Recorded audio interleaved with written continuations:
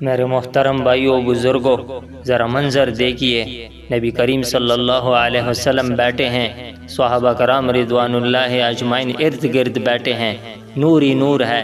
ایک آدمی وہاں سے گزرتا ہے، اچانک ایک صحابی کے دل سے آواز نکلتی ہے، یا رسول اللہ، میں اس آدمی سے اللہ کے لیے محبت کرتا ہوں، کوئی دنیا کا فائدہ نہیں، کوئی رشتہ نہیں، کوئی لین دین نہیں، صرف اللہ کے لیے محبت۔ تو نبی کریم صلی اللہ علیہ وسلم فوراً پوچھتے ہیں، کیا تم نے اسے بتایا؟ دیکھو، اسلام دل کی بات کو چھپانے کا نہیں، صاف کرنے کا دین ہے۔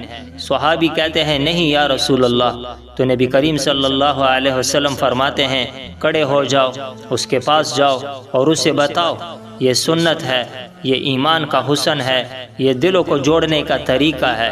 وہ صحابی اٹھے، اس آدمی کے پاس جاتے ہیں اور کہتے ہیں، میں تم سے اللہ کے لیے محبت کرتا ہوں، انی احبک فی اللہ۔ تو وہ آدمی فوراً کہتا ہے، احبک الذی احببتنی لہ، اللہ تم سے بھی محبت کرے جس کے لیے تم نے مجھ سے محبت کی۔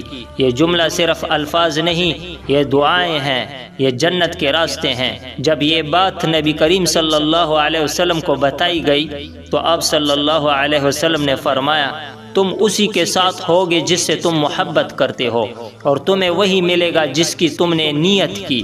یہ وہ جملہ ہے جس پر صحابہ کرام رضوان اللہ اجمعین خوشی سے رو پڑے تھے۔ تو میرے بھائیوں، قیامت کے دن نہ دولت ساتھ ہوگی، نہ رشتہ، نہ پہچان، صرف محبت ساتھ ہوگی۔